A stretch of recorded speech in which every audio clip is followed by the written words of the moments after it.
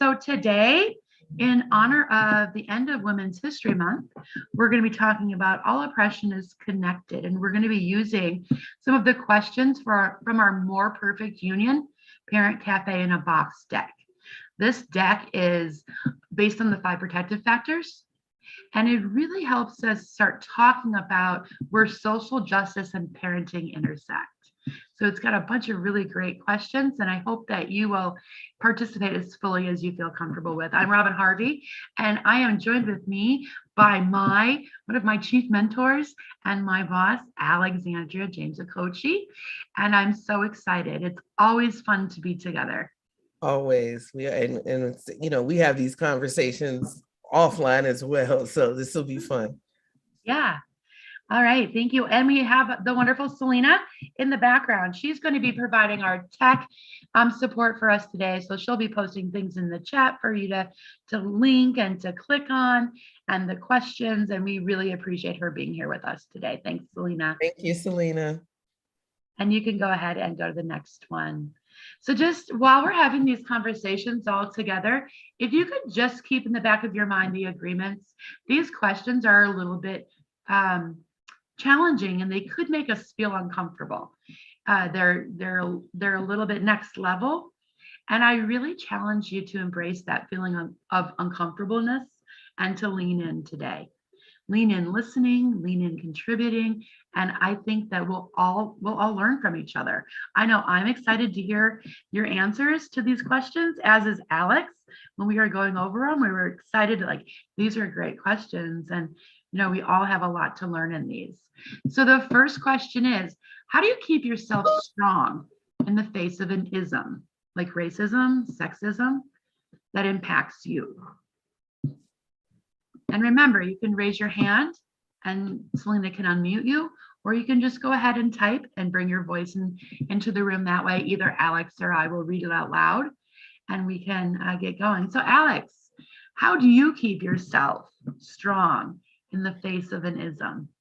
So I think there is some natural unfortunate resilience that's been built over time and probably passed down generationally. We talk about generational trauma being passed down, but so is resilience and inner strength. So beyond that, I think that's just innate.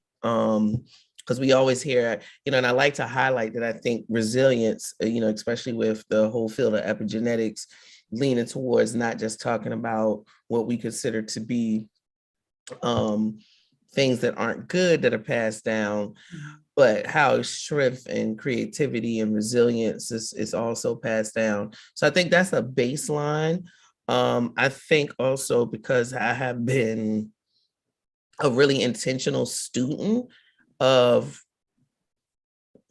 you have to excuse me, I'm recovering from an upper respiratory infection, but that I've been a student of our history and systems, not just in America, but worldwide. So I've had a long time to process and grapple with all the myriad of feelings that come with racism and sexism and prejudice, just from knowing at a larger level, right? And then the personal experience, honestly, it depends on the day. There are some days when I experience microaggressions and racism and I just am unmoved.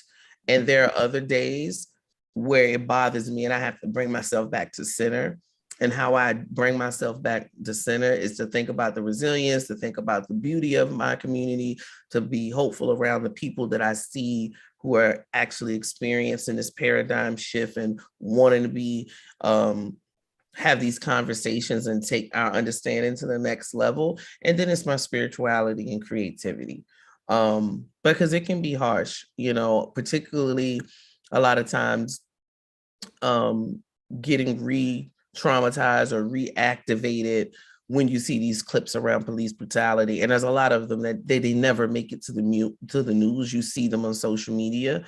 And so trying to find that balance between being aware, but then protecting my well-being and spirit at the same time from just seeing things that can be activating over and over again. And so Yeah, we I have can some stuff. imagine. We have And lots of comments here. So Tasha's offering that her way is through prayer. And Sharon, my faith keeps me strong. So lots of faith and spirituality here. Trisha, responding with knowledge and shared experience rather than with anger and great spirit. Elaine, meditation and prayer. And Carolyn, what was said and by whom? So it matters to Carolyn. Carolyn, you want to unpack that a little bit? yeah, I Like, was just gonna ask her too. yeah, if you want to raise your hand, that'd be great. If you don't, that's cool, and you can just type it out.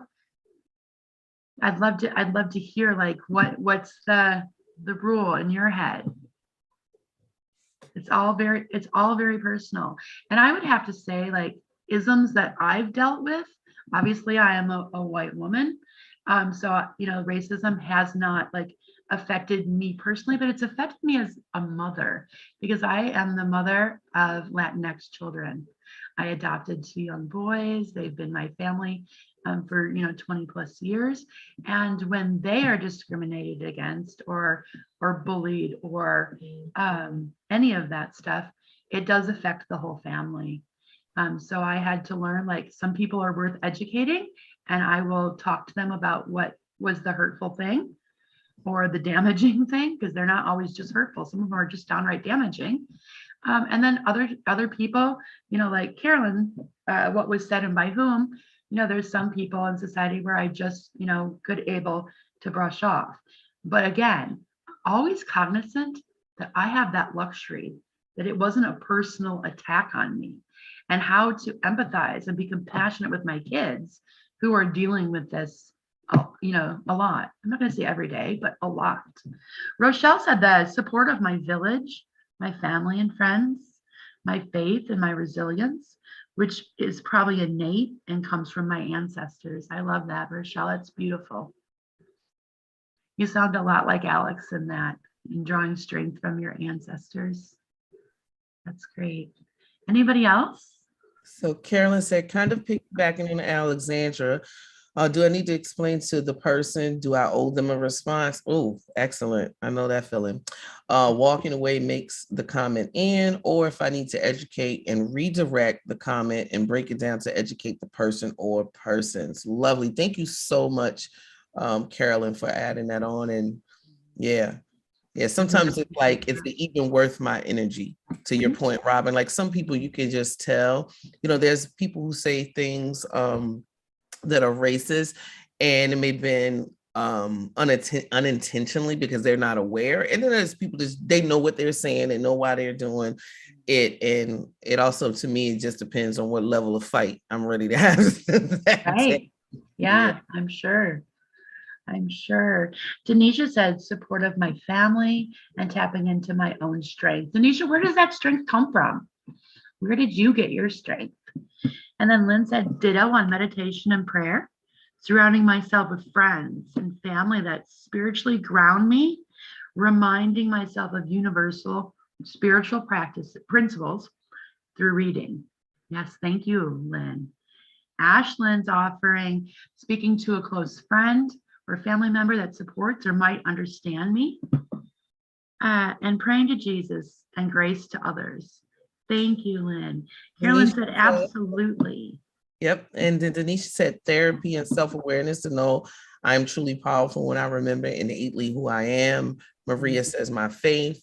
I wanted to just grab back on the spirituality piece, and particularly what Lynn said. I think there's sometimes, especially in the larger context of like the things that happen within the world or in society, that sometimes I remember I have to remind myself, even with the most difficult people in the difficult situations, that people are acting based on what they know, while that is not an excuse, but that they're acting on their level of knowledge. That old saying, when you know better, you do better. And some people never choose to do better. But then I just take it to the other level of remembering that everybody's in the soul having this human experience.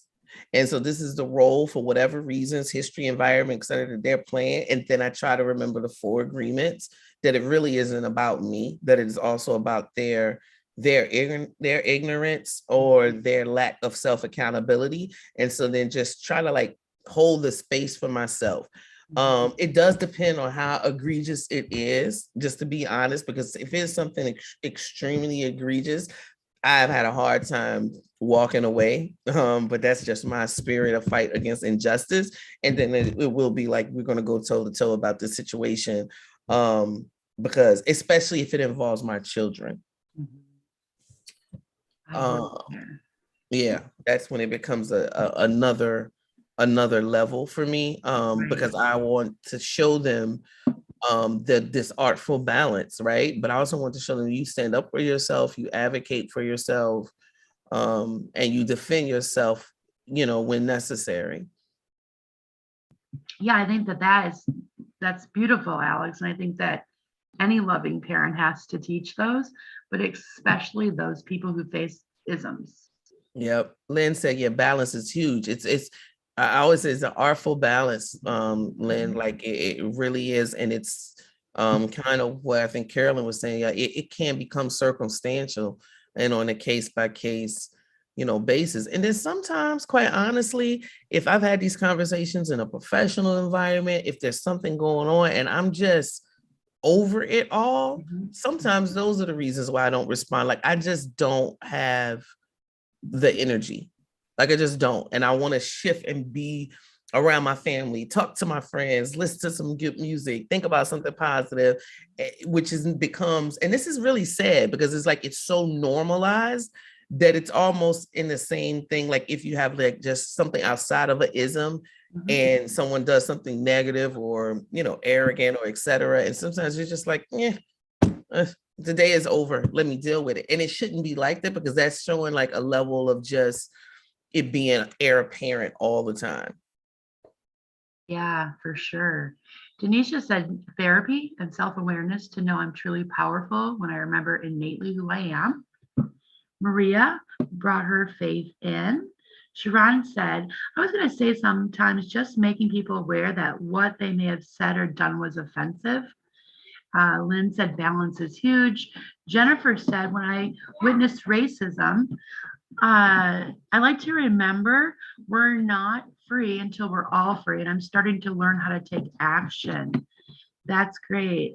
I was listening to Brene Brown this morning, and she said something that stuck with me, and it's kind of a challenge. And she said, I made a pact with myself never to let somebody be humiliated by another in front of me. And I thought that was so powerful. And that's going to be my challenge for myself this year is, to stand up, to take action, and to make people know that that's not right or great. You know what, Robyn, to that point though, you made me think of something. Like if it's something directed towards me, a microaggression state, and I'm not just for it that day, I'll ignore it. But I won't do that if I see with someone else. Yeah. It's interesting, like with someone else will, especially, an elder but I do that all the time. I mean, it beyond the ism. Like if I see a young man not, open the door for the elder, I'm like, excuse me, young man. And that's just my community because I've worked so long in the community program. My parents would be like, you're going to stop that. Somebody's going to say something. I said, I've never had it once. I've never had it one time. They look and they see that I'm saying that out of love, but I don't play with me. And they'll correct their behavior. I mean, I just do it on the street because we have to take that. We can't be scared. And this is just my personal model, particularly for people, young people of color. We can't be scared. So if we're going to do this it takes a village. And because that's been broken up because of integration and not having the communities, across the board, then you have to do it wherever you are. The village is everywhere. Yeah, I love that. I've always appreciated the collective mindfulness that you have, Alex. Elsie is offering, that resonates with me. You have to determine whether the situation requires a response. Some situations can be dangerous, so you walk away. It can be case by case, especially when children are nearby or involved. Thank you, Elsie. Yep, I got everybody. It's great. All right, if nobody has any more comments, we'll move to the second question. Selena, could you put the second question up and then in the chat too, please? So how do you keep yourself, sorry. How is safety the same or different for marginalized people? How is safety the same or different for marginalized people? That's such a sad question. It is. And it's so many levels Yeah. to it. And it shows up in so many different spaces, right? Because, you know, a lot of times we immediately go to physical safety, but there's a lot of experience around just emotional safety. And I don't know what safety, but like the safety of being able to fully express yourself. You know, as and this is where this intersect comes in sometimes as a Black woman. And what I mean by the safety to express yourself is particularly around this, you know, misnomer, this idea about the angry Black woman. And it happens with women, right? So like in general, but we have a whole moniker, the angry Black woman. And so, but it happens with women in general because it's, if you know, men get to be, that's their leadership, that's their passion. Women, you're too aggressive, right? And so then it goes a little, and that's just women in general, especially in professional spaces. But then it goes further with Black women because you could be just saying something and not even saying it nowhere near the level that you know you could say it. And it's viewed like you're being angry versus I'm explaining and drawing boundaries and telling you the behavior I expect when it comes to how you're going to treat me, because I'm going to give you the same respect. So that becomes really, really hard sometimes. You know, I mean, I've gotten over it, but I know it's still like a struggle. I just say what I need to say. But it's still been a back mind, like they're going to interpret it like that. I just don't care anymore. And maybe the 40s too. Right. I say that too. The 40s are liberating. I always have the two words in my head, passion and hysterical. When a man gets loud and passionate about something, we call him passion. Look at his passion. When a woman does it, especially an African American or Black woman, then that's hysterical. Like, and not hysterical, haha, hysterical out of control. You know, so yeah, I can see that. Denisha said it's the same in lawful ways. We have laws that consider all people equals. Excuse me. It's different in the actions that actually happen despite the law. Personal biases influence how folks see people of different color. Yeah.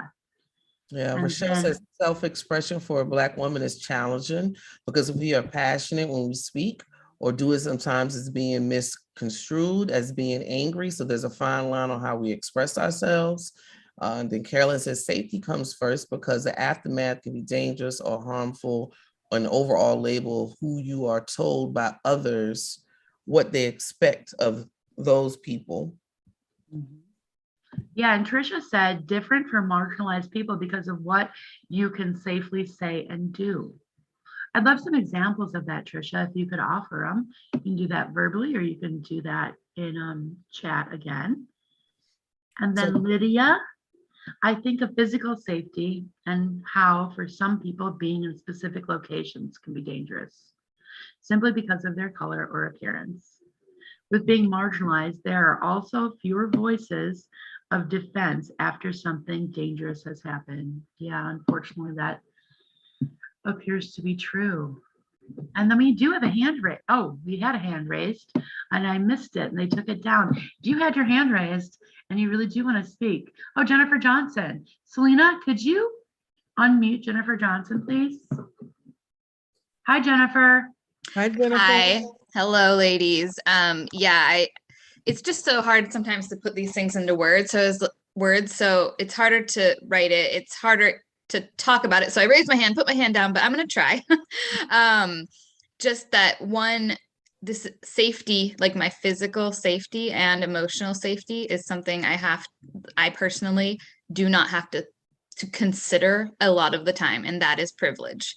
And so learning about specifically the intersectionality of isms and or of different identities and how that contributes to a person's like actual safety, like they're being alive, and then their emotional safety, what they can express, how can they be themselves. So it's almost overwhelming, but it's also not, because it is our world right now that we're trying to, create positive change, and we're trying to be advocates and allies and use our voices for those who experience that. So just, if being, let's say, a person of color who is all trans, who is experiencing homelessness, who doesn't have a bank account, like all of those things layered on top of each other, it's just like exponentially more dangerous for that person. And hearing that reality from different individuals, I often say when I'm contributing a thought to a webinar, that I get a lot of my information from vetted social media sources, but people who are actually parts of these communities. And that for me has been very powerful. And I'm a person that I don't post stuff. I would like to, but I just don't have time. I'm not like a social media person, but I learn a lot when I spend time on social media, and I make sure that the sources that I'm learning from are good sources. That is where I've learned a lot about this stuff. And so I really appreciate those people who are part of these groups, who are standing up and using their voices. And I am trying to learn how to amplify those voices. But I'm still very much in the baby process. But it's mind-boggling to me how those layers of marginalization really matter so much. Thank you, Jennifer. Rochelle said, she also said, oh, I lost it. My chat, come back. This is a great point. Yeah, it moves fast, doesn't it? Yeah, okay. You got it? Yes. She Okay. said, I also don't think we are safe in our decision-making. A lot of the time as women, we are, where our thoughts and deeds are not necessarily accepted among male counterparts, and sometimes even among some of our own peers. Yeah, that really brought up a lot, I think, for me, because one, the decision making, again, like it's not just as we talked about what you can say, right? But then it's just having to make using the mental energy to make these type of decisions based on other people's mess and bias and lack of understanding. But then also how we perpetuate things. Like when she says, even of some of our own peers. So women, and there's countless studies around this, that, women within systems perpetuate sexism to other women. Even in a nonprofit arena, a friend of mine that worked at the Bear Center, they released this Bear Center for Nonprofit Excellence, Dr. Peggy Uten, they were doing about women CEOs of nonprofits. And they found that the boards that had most women or a woman chairperson, the women actually got paid less. So again, like perpetuating us, women self-perpetuating sexism, people of color within systems also perpetuating racism, intentionally, unintentionally. So that was just an excellent point, Rochelle. And Sharon's offering, socialism plays a significant role in safety in many areas. For example, where you live, what professional background you have, gender. Sure does. All right. Any other answers, comments? All right. I have one last comment, I think. Yeah, go ahead. Just strictly around being a woman, no matter the color. I've also found that being a woman in a professional space, your power and role is questioned way more than a male.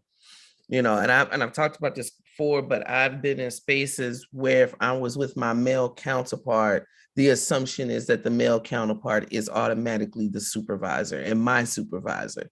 That's happened countless of times. So automatically seeing that men are the leaders versus seeing women in that role. And I think that's a safety issue because you're not even allowed. I mean, you control it within yourself, right? But in the space, you're not even allowed to show up in your leader. And it's kind of like an attack on all your hard work, all of your capacity, everything, in just that one moment of automatically making the assumption that the male is the supervisor or the one who has the power, quote unquote.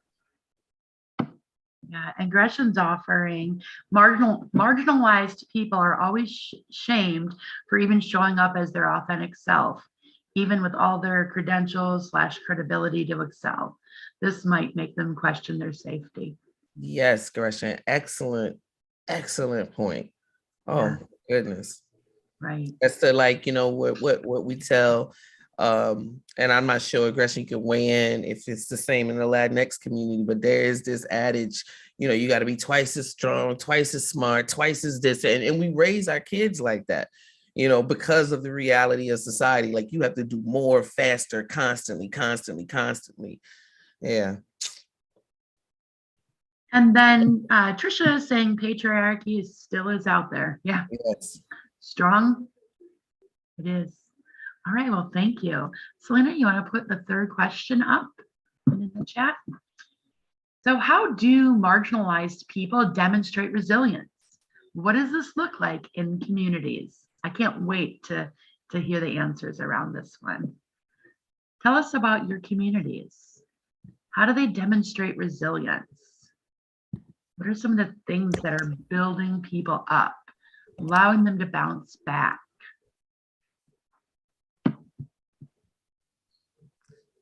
So I'll start where people are coming in. This is going to sound like, please no one take any kind of offense to this. But the fact that we are still here, considering the history, particularly now I'm going to talk about, Africans and American and in the diaspora, even on the continent because of colonialism and imperialism, that we're still here and that we have managed to survive, still with challenges, but still thrive amidst all of these hundreds of years of oppression, I think is a testament to the resilience and the strength. And then on top of that, we could have just been resilient and strong, but then we use the level of human ingenuity that has been exhibited, whether it's creating things in the art, creating science and technology, like the ability to still create and contribute to humanity despite all of that, I think is just one of the testaments to resilience for people of color. That's a great answer. And Jennifer says gathering together. Yep. That's for sure. Being support systems from one another, from Trisha, Carolyn, from groups around common interests, perseverance for all who out on the outside looking into society, make your story known. Lynn, belief in themselves, taking on the challenges with inner strength, saying yes to opportunities, seeing beyond the BS. Lots of BS. Lydia, right. Lydia says joy, enjoying each other, choosing joy, come what may. Linda, standing on the shoulders of those who have gone before us. We have a lot of really great role models, don't we? Yeah. Sharon says also, because despite what has happened, we advocate that we are stronger together, just like we're doing here today. And we continue to learn from each other and how we can help every community. Definitely. I think that's, you're bringing up a really good point, Sharon. Like, we have not, I talked about just being here and not giving up, but we haven't given up on making change. People are still actively doing what they're doing. Like, I specifically, the minute I started really learning at 12, 13, 14, 15, decided that I was only going to do a certain type of work because I wanted to contribute to what I could see and what I was learning, right? And so seeing that happen in community, that people are still willing to do the hard work and to push through to try to change and evolve not the situation, but change and involve humanity collectively, right? And until we deal with these things, humanity is not being taken to the next level. So Yeah, I like that. Yeah, I saw in the news this weekend a clip about the Prince William and his wife Catherine. Did you see that? about Jamaica? Was it Yeah, and they Yeah. said, it's time for the will of the people to be known, and encourage them to have a referendum on, still being underneath the monarchy. I thought that was somewhat a progress in my eyes. Did you have any feelings about that, Alex? Yeah, no, I think it's great. And I think they're following Barbados. Also on the continent, there are a lot of things happen. This one is not as new, but Ghana has taken back to refine their cocoa. A lot of the Swiss chocolate that's known all over the world, the cocoa has come from Ghana. And they're like, hey, wow. It's very good too. Oh Yeah. And like, we're not going to stop, we're going to refine. There was another couple of countries that decided to take whatever the colonial language was, and it was a French country. So I can't remember. I don't know. I don't think it was Senegal, but they basically, it was a ticket that I saw. They were like, they're not gonna have French as their national language. Even it seems like a small step, but all of those things are dismantling, or decolonizing things that have happened around the country. So I think it's good. And I like that their reaction was such, it could have been a different reaction. But I think we're going to see a lot more of that happening across the Caribbean and across on the continent. Just because, people need to be able to be in control of their own destiny and their country. And what does that look like practically and at a policy level?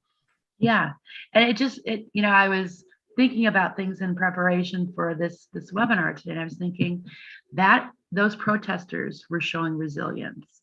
The ones that met Prince William and Kate at the airport to say, we want to have our country back. I thought that, that kind of advocacy could be dangerous. And yet they were there, and bounced back from such adversity. That was really awesome to see. Definitely. Anybody else? How do marginalized people bounce back with resilience? What do you see in your communities? Up here's somebody. Rochelle, learning to be mindful and the constant reminders that are out there in the community and the nation that help us to be more aware of others and how we are more alike than different, and that it is important to accept our biases and deal with them more efficiently, learning to have our say. Yeah, thank you, Rochelle.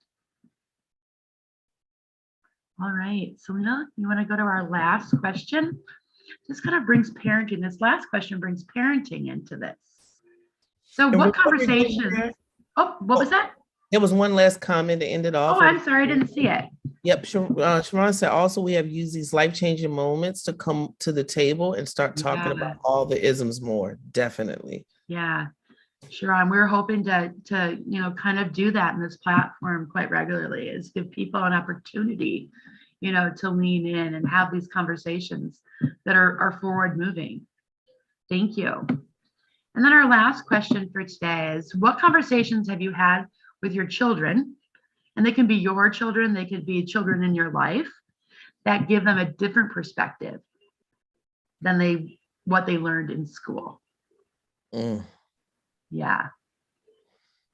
I knew Alex would have a great deal to say about this, because we've had some really deep conversations about the American school system and what I didn't learn about slavery and racism. And I mean, they didn't even scrape the surface.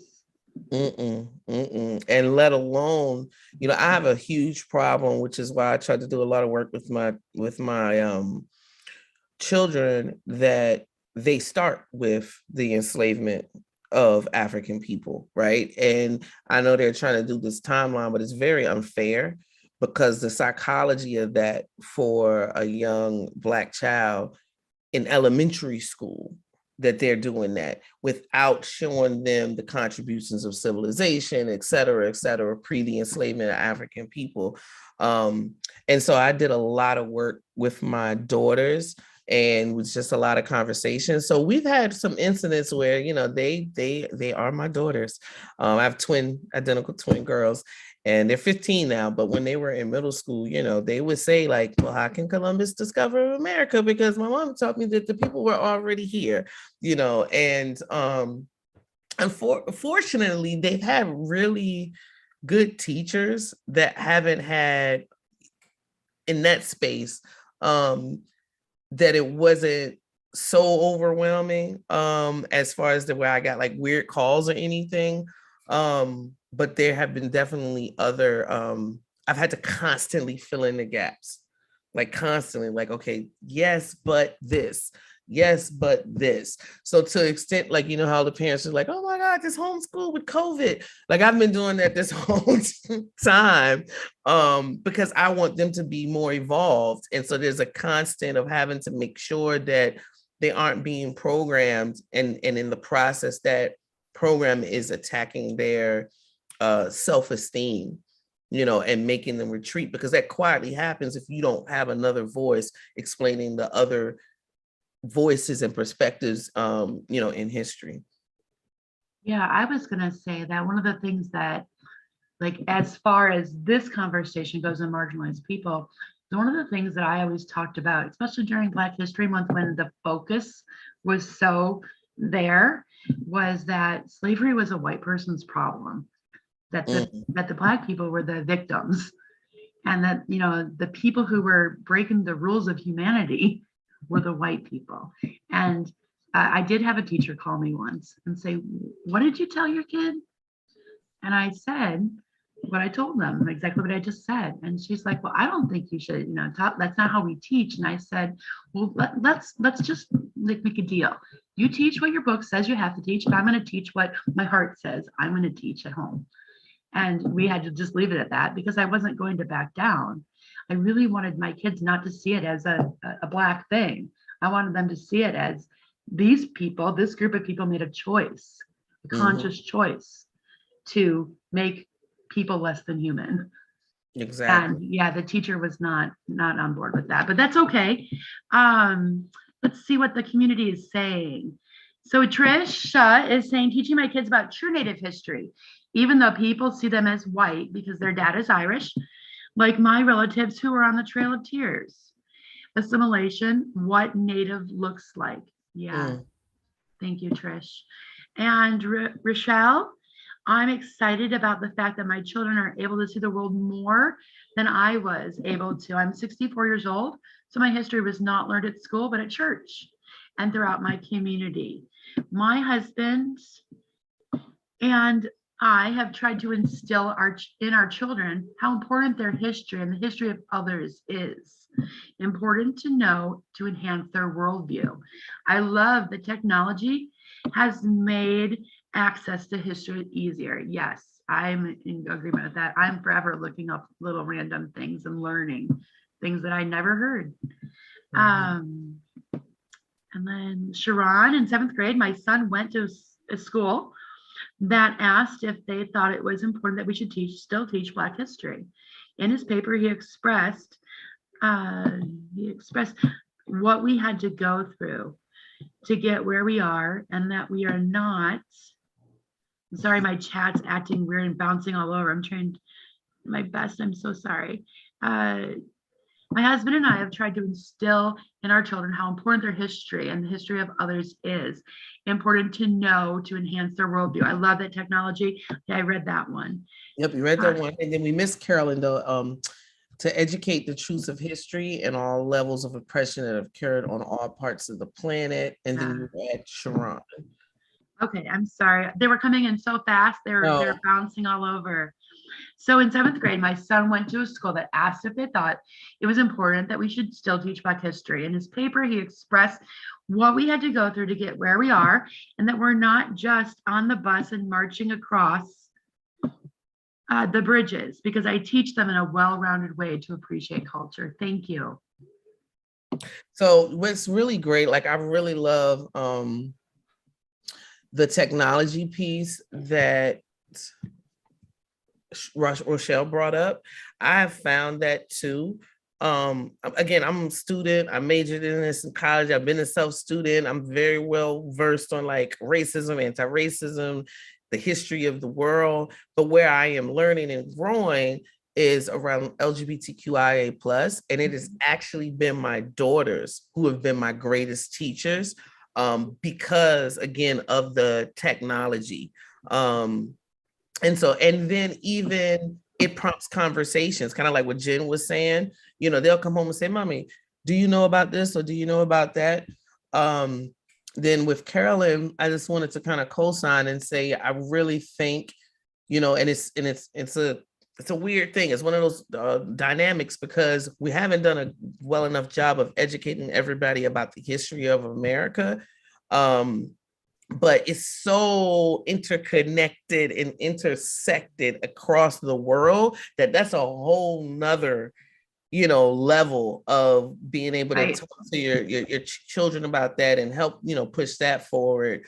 And then Sharon, just, yeah, I love the statement about the seventh grade. And recently my daughter similarly wrote to the principal, and I was just, you know, one twin told on the other twin who wrote the email about them having the same people. And she was really disturbed. She was like, you know, I like Michael Jackson, Mom, but like really, like that's who we're highlighting, you know. And so she offered a list of like, these are some of the people that we should be highlighting, why we keep highlighting the same people over and over. We need to make opportunities. I was so like impressed, but she would have never told me. So that made me feel good, because that means it's becoming so natural that it's not even a big deal where she's just, hey, I'm going to call this thing out. I'm very hopeful for this generation. The Gen Z, I like the millennials, but I'm just saying Gen Z, they are very interested and on it and inclusive without being, with respecting difference at the same time, which I think is really great. Like they don't have the melting pot theory. You know, it's, yes, I want to care for everyone and stand up for justice for everyone, but this is who I am. This is my identity. And I stand firm in that. And I think that's a nice leap forward. I love that. All right. Any last thoughts on this question? Oh, Lynn, she said, I've instilled in my children that wherever they are, they belong and deserve to be there as a human being, whether it's on a plane traveling, in a city, anywhere they choose to go, at a concert, at a restaurant, and anywhere they feel is right for them. Yes, I just like, love that. Shiraz said, I got a call from the principal on that paper, and from that I taught him, as long as he does it in the correct way and to be unapologetic. Exactly, right? As long as you're stating it and professional and not being disrespectful, speak your mind. You know, Robyn, I want to share something really quickly based on what Lynn said that you and I have talked about before. So my husband is Nigerian. I've had the opportunity to travel a lot. I was recently in Nigeria. It's my second time there, but I've been to some other countries and in the Caribbean. And one of the things that, with all of the problems that they're there because of colonialism, imperialism, and just, you know, some people are just bad people, no matter what color they are, right? So you put all that aside, there is a different feeling that I have being in a Black majority country than I do in America. And I literally feel the difference when I come back.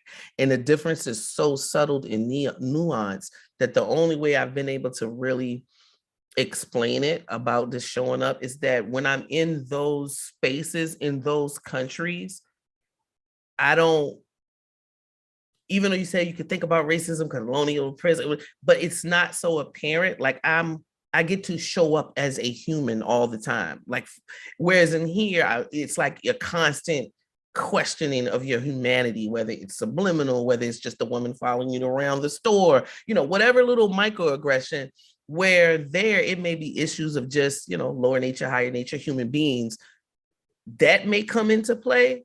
But my humanity, my essence of who I am is not constantly under attack, not in imagery, like even what's the way a television looks. And so I think that what you were saying, Lynn, is so important.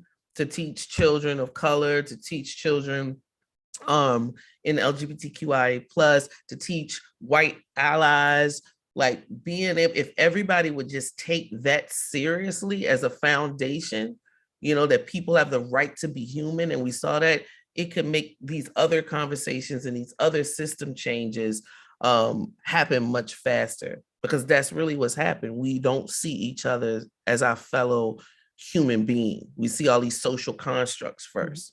Others. The others, yes. We always othering people. Yeah. Thanks for sharing that, Alex. I love it.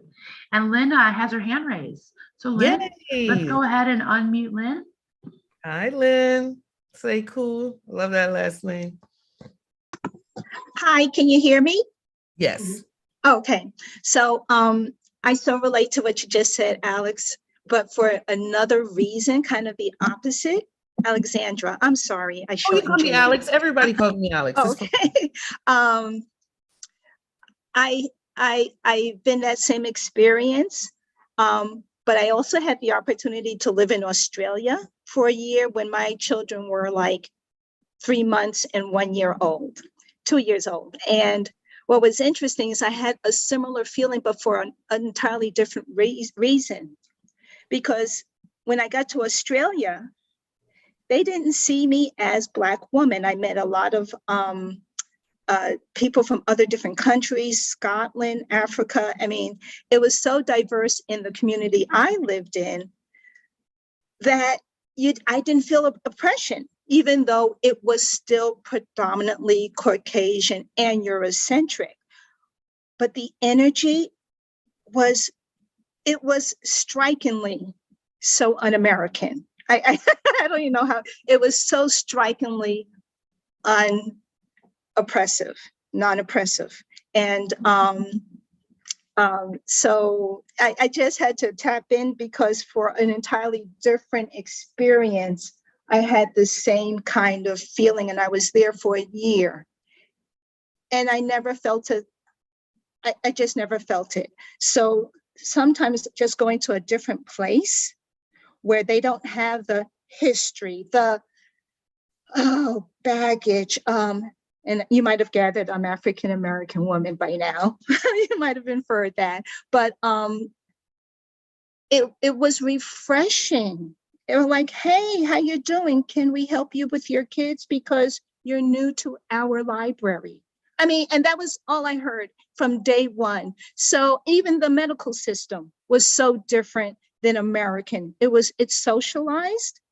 So you have a need, you walk in. I guess every moment from being there for a whole year just had the similar feeling that you experienced, Alexandra, in being in a Black home, heart feeling environment, be it in Africa or in a Caribbean country. So thank you for sharing and allowing me to share. Thank you, Lynn. I mean, I think that's a great point. It immediately reminded me of like Josephine Baker and other the jazz musicians who kind of like went to different places in Europe. And not to say Europe is unscathed, but I think America is a unique animal in where the racism and the oppression is so embedded. And quite honestly, I'm gonna say this, and this doesn't in no way to take away from the indigenous people of California, because I do feel that energy, but I feel a difference in the energy in Virginia versus the energy in California. It's still there because if you have the genocide of the indigenous people, but slavery didn't actually take root. It wasn't there the way, because it's the history of the country. So when I literally travel from California to Virginia, and then Virginia is Virginia, it's just everywhere. And I'm in Richmond. So it's a little bit lighter. You know, it's still a part of America, but just that same dynamic, just relating to what you're saying, like I can feel it sometimes even within this country based on the history and the timeline of the energy that's there. It can be heavier or lighter. Thank you. And thank you, Lynn, for coming on. I appreciate it. Yeah, great point. I mean, what a great conversation we've had with such really good, like inspiring ways to move forward together. Thank you all so very much. Thank So you so then you can go to the next slide. So, during our webinars, we amplify something. So today, Be Strong Families is hashtag amplify intersectionality. So if you have a hashtag amplify to put up, you can use the chat. We'll read some of those out loud. Alexandra says, hashtag amplify humanity. Yes. And I think mine has to be today, amplify, teach the truth. Knowing that truth is relative. I get it. But I want closer to the truth than I was taught. Exactly, right? Yeah. Who else has got an amplify tag today? All right, amplify equality. Thank you, Deborah. And amplify positivity. Amplify self-love prevails. Thank you. Amplify stronger together. Yes. Those are great tags. Thank you, everybody, and just keep them coming. Amplify smash the patriarchy. Amplify listen to others. Thank you. Yeah, these are great. We'll have to save some of these. Great. All right, Selena, you can go to the next slide.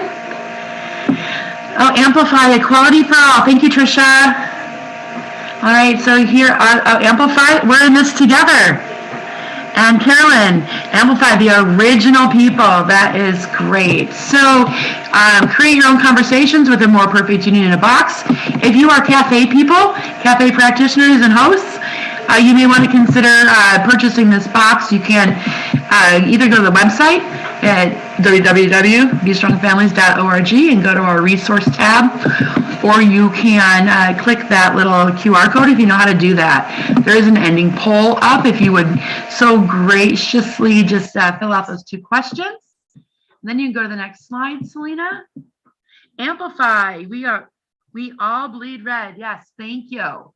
Every Friday we have a taste of cafes. On this Friday, it's a taste of Vitality Cafe. So April Fool's Day, but we won't be fooling you. It is started at noon, and it's about an hour and a half long, and it's run by our national parent leadership team. So come and be a part of that. Amplify one sound, many voices. Thank you, Letitia. You must have snuck in. I didn't see you. Welcome. And the next slide. All right, so we have the rest of the webinars for the rest of this week. Tomorrow is our Spanish webinar, and it is with our friend Claudia. So please join that and spread the word for any of your Spanish speaking friends. On Wednesday, we have 10 habits. So I'll go back, 10 habits for a vitality life. And then on Thursday, we have again our Anna Garcia, and she is talking about some kind of emotions. I'm not a Spanish speaker, but I know Anna is with us every Thursday and does a marvelous job, so join. On behalf of Be Strong Families, me and Alex and Selena, I hope you guys have a great day. Join us as we spring into vitality. We'll be doing a variety of fun events that bring us together as a community. Thanks, everybody. Have a good afternoon.